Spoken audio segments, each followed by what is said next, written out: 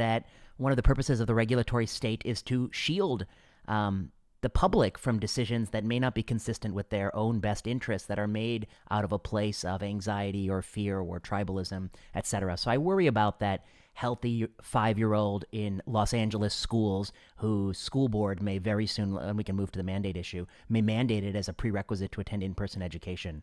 Let's talk about the mandates for a second. I guess I took a stab at it. I wrote something in U.S. News and World Report about this, but it came to my attention that Los Angeles was not recommending, they were mandating that all kids 12 and up, so even in the group of kids where it's only under the auspices of EUA, not formal approval, all kids 12 and up have to complete 2 doses by a certain date, and I believe that date was close to January, in order to attend in-person education. And I had a few concerns. One of my concerns was it didn't give any allowance for a 12-year-old boy who may have had SARS-CoV-2 and recovered. So, I definitely wonder about that, what the optimum vaccination strategy is for that kid. Also, that it didn't give any flexibility for the timing of the 2 doses. And we see right now from UK advice for 12 to 17 to space the doses 12 weeks out to limit the risk of myocarditis on dose 2. But the way the guidance, the mandate is written, you got to do it in a certain period of time or you'll be ineligible for school. And then the last thing I would say is that ineligibility for school, that's the worst penalty I can imagine. I find it so draconian and cruel and not consistent with what I believe in, because you've taken a child in this city, which has failed a child, because this is a city that had public school closure for 18 months. It's one of those cities, and it has failed this child already, I think, from a public policy standpoint. And now they're saying, either you do this or we'll throw you out. And the last piece of the puzzle is there's racial differences. There's a study that came out in Mercury Times, African Americans 62%, whites 87%, Asians 92%. So it will be, I think, a structurally racist policy. So I wonder if you might talk about, so I was very much against this mandate in LA County, and I think it's, to some degree, it's the best of intentions gone awry. We want to keep kids safe. We want to do the right thing. But people forget that there are unintended consequences to things. And the result of this will be you're throwing out mostly more black kids per capita than white kids. And they're getting thrown out of school. And some will have myocarditis as a result of the policy. And their parents will feel bullied into it. I wonder your thoughts. Yeah, let me unpack that, because you've said a lot of terrific things, and that I very much agree with. Mm-hmm. So let me start with the Los Angeles. I think the recommendations or the requirements in Los Angeles are pretty difficult to defend, because in order to participate in athletics in high school, if a child is required to, or an adolescent is required to be vaccinated, well, that worries me a little bit, because if athletics is such an important part of school, and for many children, it provides access into college or further education.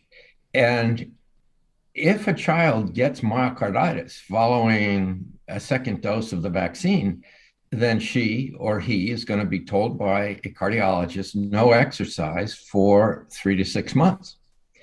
And that's going to take the child out of her or his opportunity to excel in athletics. We also, incidentally, don't know what the rate of subclinical myocarditis is in young children. There are certain factors that are released from heart muscle. If there's damage, and we know there is damage in a very small number, again, we're talking about very rare events of myocarditis, where, as you said, it's about 100 cases per million, and plus or minus another 50. Depending on the population and the type of vaccine. It's a little bit higher after the Moderna vaccine, it seems, than after the Pfizer vaccine. But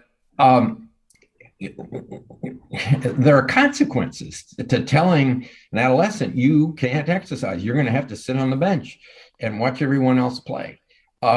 That's not an insignificant issue.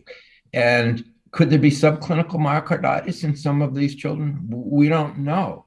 The pharmaceutical companies have been asked to measure troponin levels after the vaccines. Their response is, well, troponin is not specific for myocardial muscle, and it can come from other places. And so it's so hard to interpret. And yeah, that's true, but let's do what we can. But at any rate, then in terms of another one of your points, all pandemics are unfair. There's no question about it. Epidemics, pandemics, it's the less advantaged families who suffer the most during any pandemic. When the schools were closed, the more affluent families were able to hire a tutor or send their children to private school and continue to educate them. Whereas families with less means are not able to do that. They can't stay home and tutor their children because they've got to go to work. It's oftentimes a one-parent family.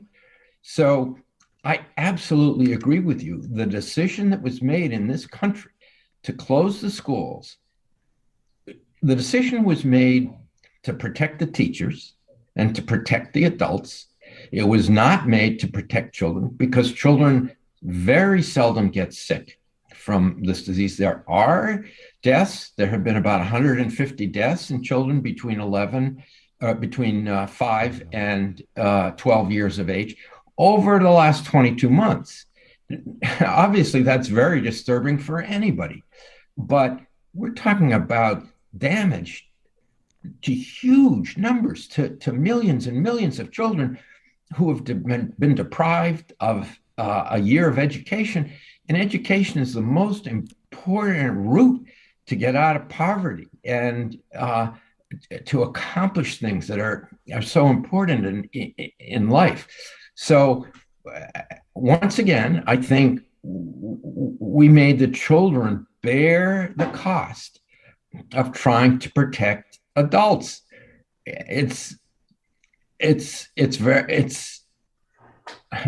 I, yeah, I'm glad that you feel the same way. I've tried to get that point across unsuccessfully. Yeah, I think you tried valiantly. We all tried valiantly, but it's a death blow. I mean, I don't think people will fully appreciate for 20, 25 years exactly the magnitude of the blow to these children. It will, and the implications will spill over. I mean, obviously, their career lifetime earnings are going to be impacted. Their graduation rates are going to be impacted. Teen pregnancy will go up, and there'll be gun violence and those sorts of things that always happen when you take away the one last tattered rope ladder of upward mobility left in this country. But the spillover effects will surprise many people. I think they'll include democratic processes, elections, the way people respond to political propaganda. Our ability to discern truth from fiction relies on education, and I think the spillover effects are so unpredictable and chaotic and detrimental. And that's not even to say that and also their life expectancy is going to be shorter. They're going to lose many years of life because we know poverty will do that to people. And what we have gained by doing it is minuscule, if anything, perhaps even harmful, because I'm not even sure we actually spared them the spread of the virus. I don't know where they were doing I'm not sure how much we impacted the viral spread by doing it. So there'll be many papers to come out there. Let me make one more kind of concrete example. Many times when you go into the supermarket today, or you go into a bank, or any kind of retail store, there's almost always this plexiglass that's set up between you and the workers. Mm-hmm. And in many schools, the school boards decided to put up these plexiglass shields around the desks. It increases transmission. Yes, that is probably the worst thing that could be done. Because, and the way I think of it is, if someone exhales cigarette smoke, takes a big puff and then exhales, this plume of smoke comes out. And just think, if there were a plexiglass shield there, it would go up over the top of it and next door, and then it concentrates it. And what's important is to have ventilation. We want free flow of air, not these